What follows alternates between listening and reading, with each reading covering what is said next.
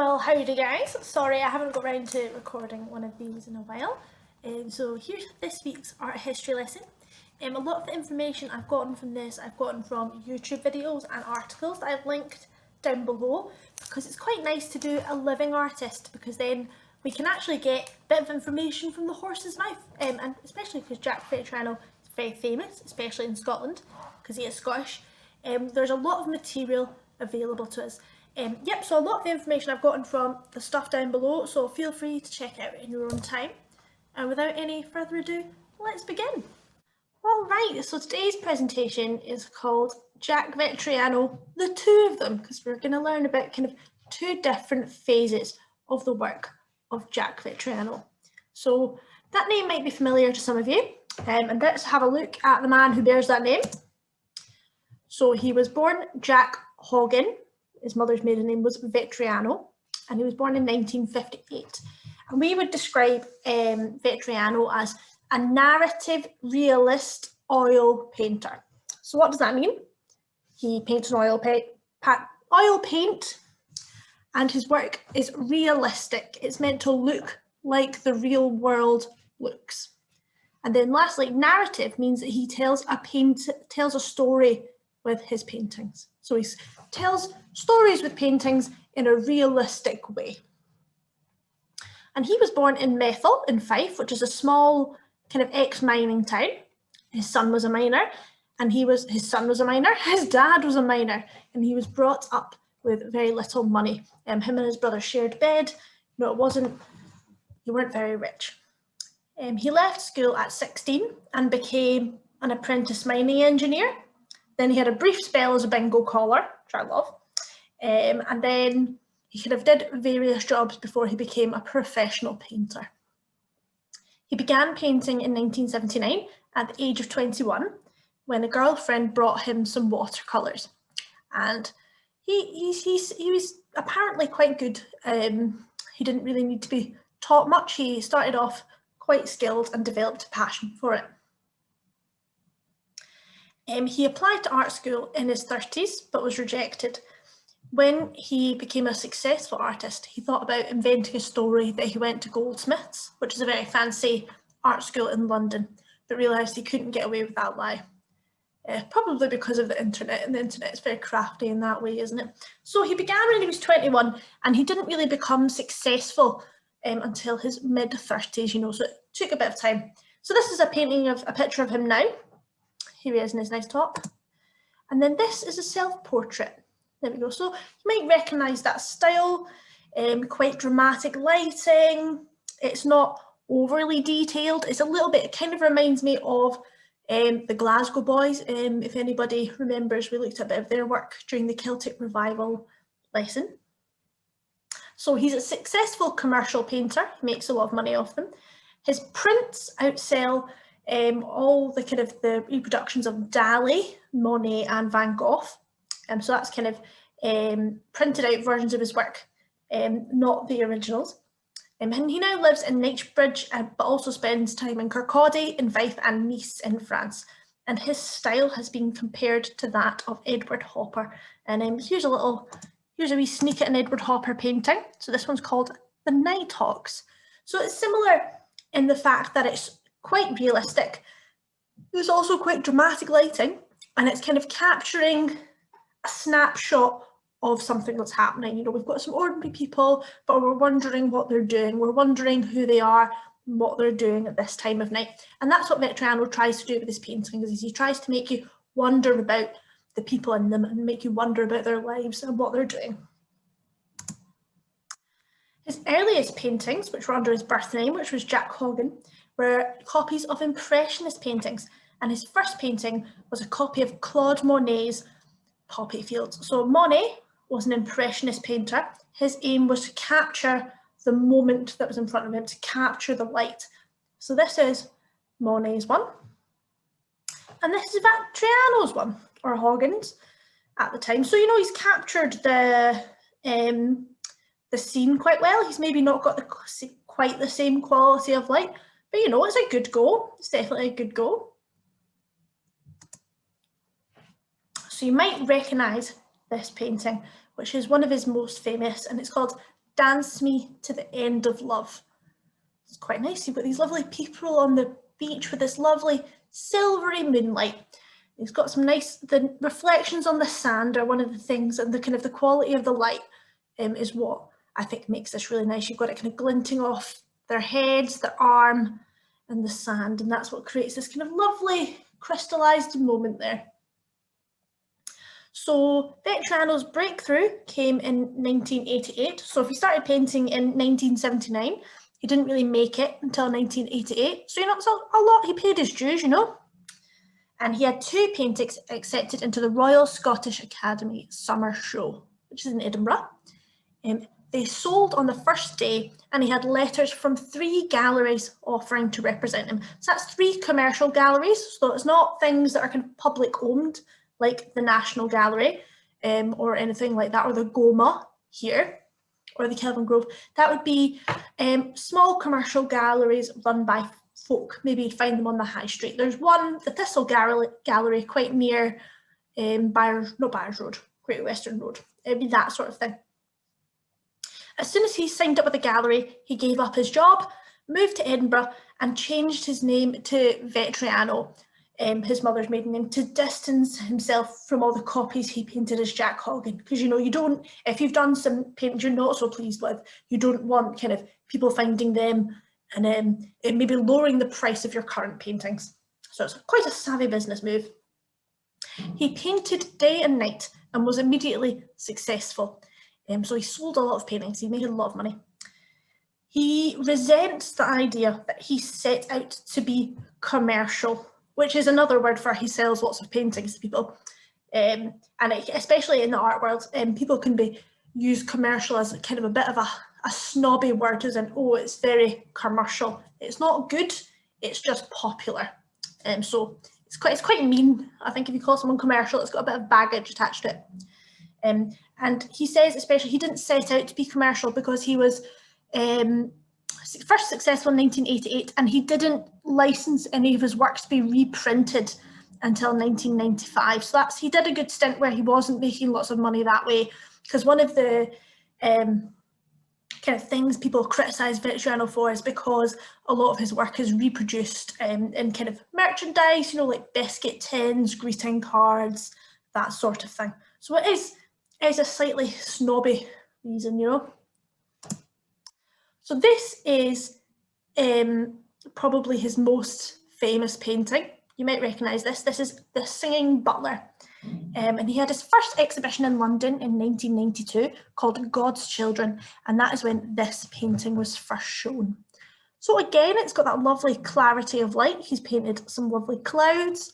He's got a really lovely sky that's this kind of got teal and kind of mulberry colour, lovely golden sand, very flat horizon, slightly reminiscent of kind of some of the surrealist paintings you'd get with this gorgeous flat plane and something happening. And in a way, it does kind of resemble Magritte, who was a surrealist painting, kind of with this formal attire and the bowler hats in particular. Yeah. So there's a couple dancing on the beach, and they've got their staff with them. It's quite nice, very nice.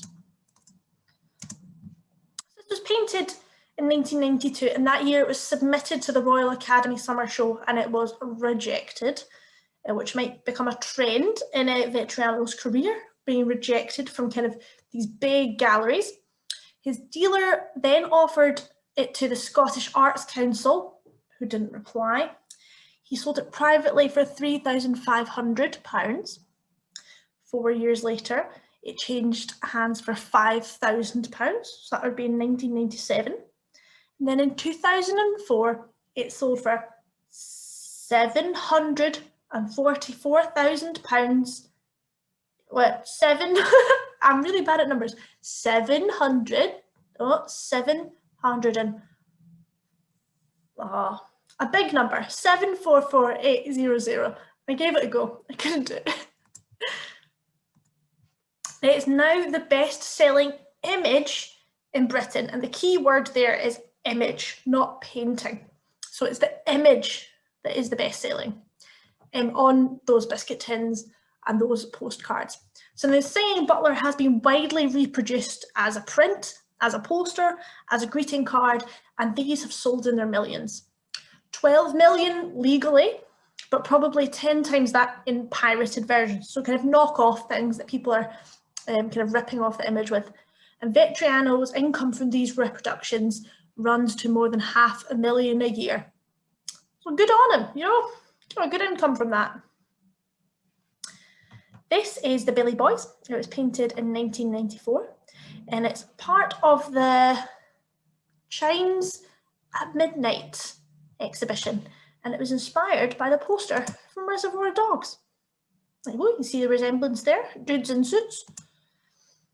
Yeah, and this is kind of one of his last beach scene paintings that really made him famous. Again, we've got that lovely flat horizon. This one we've got a bit of land on. And this one, I think this is a bit less detailed than the previous ones. I would like a little bit more of that beautiful clarity of light. But there you go, people also really like this, and obviously the Billy Boys have got quite a relevance in Scottish history. So how does he do it? How does he do it? Let me tell you how Vettriano does it. So he starts painting at 5 AM every day and works in his flat. He used to sleep in his studio when he was younger and then work all night, but now he's a bit older, he just gets up at 5 AM, which is still really impressive. Vettriano works from photographs. He doesn't work from real life because he likes to be alone when he's painting. And this is another thing that people criticise him for working for photographs, because it's apparently not what, and I'm doing inverted commas here, real artists do. So he traces from his photographs and then he blocks them in with oil paint. So that blocking in is where you kind of fill it in with oil paint. He likes to be alone when he paints, not even having a model there. He used to draw figures from an illustration manual to get the poses. But now he's a bit more successful. He's able to do photo shoots for his images, and he has a collection of costumes for his models. So this is an example of one of the photo shoots he's done to then make a painting. So this is the painting that he made from that image. So there you go. So he's kind of taking an image and using that as inspiration to create a later image. And this one is called The Last Romantics. So again, we've got quite dramatic lighting, we've got quite a romantic couple, and we've got that same style of painting, very realistic. Here's another one. This one is The Look of Love, and this is actually Vettriano here himself as the model, and it looks like these were taken in the Transport Museum, doesn't it? You know, so that one he's pretty much done one for one there. It's pretty similar. Changed the colours slightly.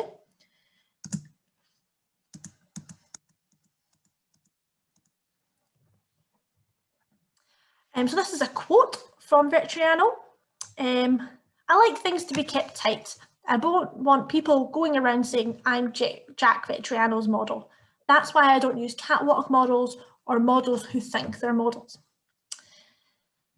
In the past, when he needed a man in the picture, he always used himself because and again I quote, I'm discreet and cheap and I wanted to limit the number of people who actually saw what goes on in my studio. But lately, he says, he started using a man to model because I'm now beginning to look a wee bit like a kind of lecherous old man, and there's only so much surgery I can give myself. And by that, I presume he means kind of touching himself up in the painting rather than actually getting surgery there. So there you go, it seems like quite a private man, and also can, you know, isn't too full of himself, can make a wee joke. Yeah, so that's kind of a little bit of an insight into how he works. So we've already said he's a narrative realist oil painter. He gets his ideas mainly from song lyrics and occasionally from newspaper stories. When 2 or 3 of these ideas are kind of gelled, they're kind of working together, he gets a model round, does a photo shoot, and then paints from those photos. So that's a little bit about how he gets from idea to painting. He views himself as a director, but instead of a film, you only get one shot, which you see makes sense. The way he styles these photographs is very cinematic. There's definitely some tension there. You can tell it's just a snapshot of something larger. And he also kind of views himself as simply a storyteller who can paint. That's quite nice. In his paintings, he aims to capture nostalgia and escapism, which we've definitely got here. There's kind of a very romanticness here, and then with the vintage clothing, it is very nostalgic of a time gone by and perhaps a romance that people think that isn't around anymore. He also likes to paint human emotions such as joy, love, betrayal, jealousy, and heartbreak, which, you know, are all key elements for a good story. He says that for romance for him is fur coats, cigarette holders, and nylons. So it is very reminiscent of this time gone by, perhaps the golden age of Hollywood. You know, especially kind of the 40s and 50s are times that people really like to romanticize because especially the way they're commemorated in film and fashion seems very glamorous. So here's another painting here. So this is a very married couple, which is quite an interesting title. Yep, so again, you can see how he's gone from photograph and changed it slightly to make it this painting. I think this painting is just a study. It doesn't look like a finished painting, but I'm not entirely sure. So now we're going to have a wee look at his evolution as an artist. Because these beach scenes that we've been looking at in the beginning, these ones that are very light, very airy, very joyful. He stopped painting in 1996, and he now views this early work of his as limited. So he doesn't kind of see it as, he feels he's grown beyond that and he's now able to do more. Personally, I much prefer the beach scenes to what we've got coming up. I think they're painted in a much more interesting way. The use of light is better. That's just my opinion. And there's kind of more of a glow, and I think he puts more detail, especially into the clothes and things. So this is the second side of Jack Vettriano, the wilder side that he moved on in post-1996. And this is a quote that I took from that Observer article. So there are two Vettrianos. Nice Vettriano who goes in for butlers and ball gowns, you know, the stuff that's on the beach. And naughty Vettriano, who we're seeing in this painting, who mainly paints night scenes, which carry a heavy charge of kinky eroticism. And he says they're not pornographic exactly. The women are really undressed beyond their underwear and the men are fully clothed, but they are dark, claustrophobic, and dramatic. So we've kind of got the exact opposite of the beach scenes that seem quite light, airy, innocent, romantic. And here we are now, they're dark, claustrophobic, and dramatic. So he says, I live in a world of heartbreak. I just seem to be more creative when I'm in some kind of emotional distress. Adding that it's been 4 years of soul searching, nicotine, alcohol, antidepressants, and diazepam. So we're kind of getting a bit of an insight into kind of like the darker emotions that he feels and how he gets these out onto canvas. So he's also got these kind of lighter romantic styles, which may be a bit more aspirational. And now we're kind of moving into kind of the more reality, and he's painting perhaps from some of the pain he's experienced in his life. He says, I have a fear of domestic bliss because I have a fear that it will take the edge off the work. So this is one of his tamer paintings, I would say. I'm not putting many of these in. I'm keeping to the more tame ones. And this one is called Dances for Money. Make of that what you will. And then this is another one. This is called The Sparrow and the Hawk from 1995. So here we've got kind of this guy and this woman, they're in masks. It's darker. We've got candlelight. There's kind of more suspense here. Again, we've got that kind of idea of this is just a snapshot. Maybe something's just happened. Maybe something's about to happen. Yeah. So more of this work is viewable on his website if you want to kind of look a bit more into Vettriano's later work. So now we're on to criticism. So this is another self-portrait. So this is a picture of him looking onto the Singing Butler, which I think is quite an interesting painting he's painted there. So it's perhaps about kind of the joy and the other strain that the Singing Butler has brought him. So as you said, people like to have a go a Vettriano, to say the least. His paintings are not hung in major galleries, and he's generally been rejected by the art establishment. So although he's been commercially successful and he's sold lots of paintings, he hasn't got many in public collections or anywhere that's kind of really gives your art that kind of national treasure status that you might expect with somebody who has been as successful as he has. So let's have a look at some reviews. So we've got quite a few here. Sandy Moffat, head of drawing and painting at GSA, says he can't paint, he just colours in. And The Guardian says that he has a slick and empty panache. Very harsh. The director of the Scottish National Gallery of Modern Art, which is again Edinburgh, says, I'd be more than happy to say that we think him an indifferent painter and that he's very low down our list of priorities, whether or not we can afford his work, which at the moment we obviously can't. His popularity rests on cheap commercial reproductions of his paintings. Harsh, you know, so that there's a little bit of that kind of snobbery against the commercial success he's had. But here we go, here's some more kind of positive reviews here. So this is from sculptor David Mack, he's done quite a few of the pieces that are actually along the road if you drive from Glasgow to Edinburgh. He says, if he was a fashion designer, Jack would be right up there. It's all just art world snobbery. Anyway, who cares? He probably makes much more money than Damien Hirst anyway. You know? And then a review in The Scotsman says, he suffers all the same criticisms of the early French Impressionists. Merely wallpaper, too simplistic in execution and subject, and too obviously erotic. Which is all true, that was criticism of the early French Impressionists. Whether you can say that about somebody who's coming after the Impressionists and are kind of doing the same thing after that's already become standardized, I think that's a bit of a rubbish review. The review that I've got, that I've taken a lot of this information from, that I kind of agree with the most, which again is just me, feel free to disagree, says the fact that there is all this exciting story in the images makes it easy to ignore the deadly flatness of the technique. This is the answer to the question, why don't art critics take Vettriano seriously? Because there's nothing of any interest in the way he paints. Nevertheless, he's very interesting both as a person and as a phenomenon. And he definitely, there's lots of really nice interviews with Vettriano that I recommend watching because he seems like quite a nice guy, had quite an interesting life. And yes, I don't like the flatness of his technique. I don't feel it's on purpose enough to make it kind of somebody like Cadell, who we've looked at previously. That flatness is on purpose, where I feel with Vettriano it's not on purpose enough. But Vettriano says, at least I try, at least I paint, and I'm prepared to put it up on the wall and you can have a go at it.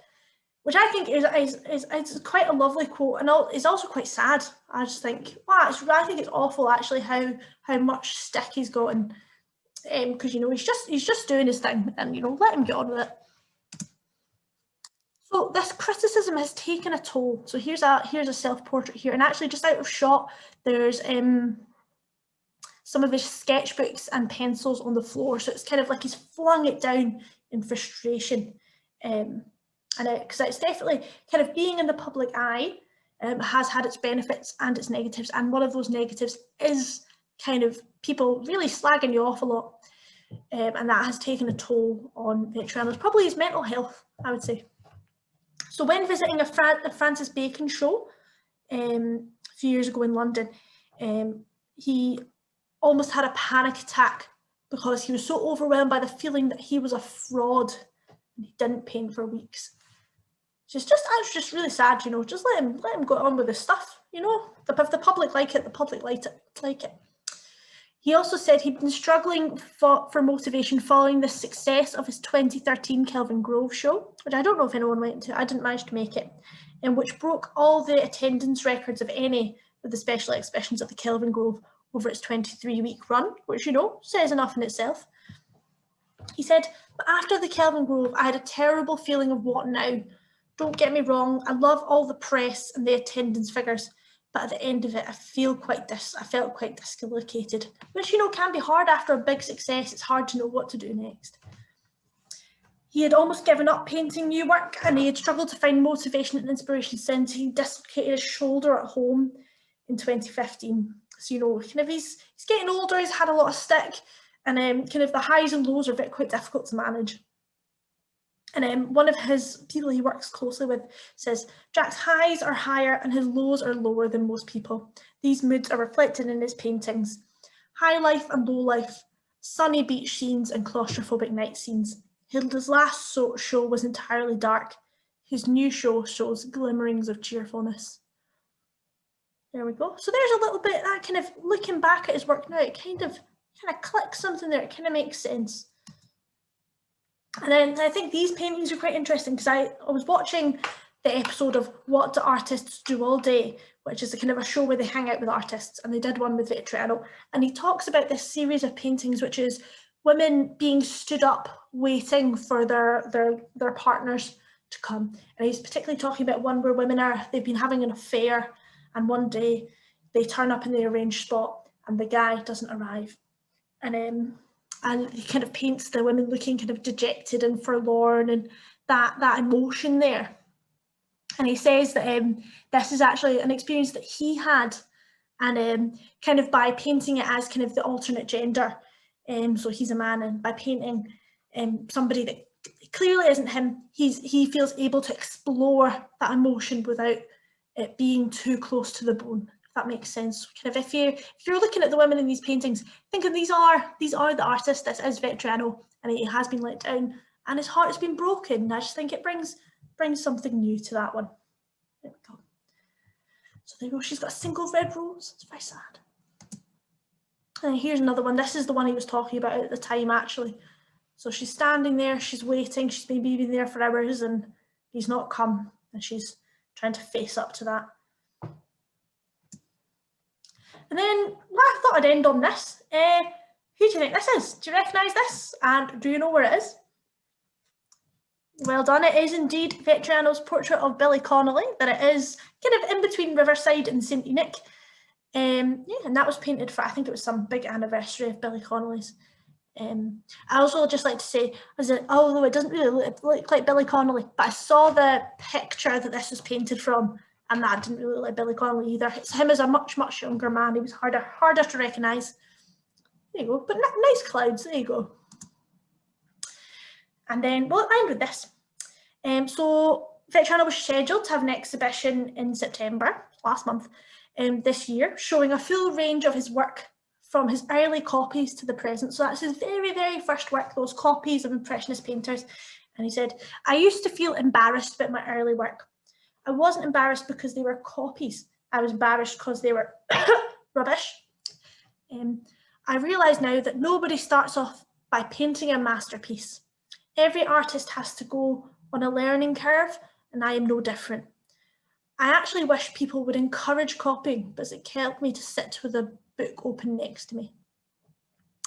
Which that's the kind of the thing I'd like you to take home, guys, is Vettriano's self-taught. He's achieved all this by himself.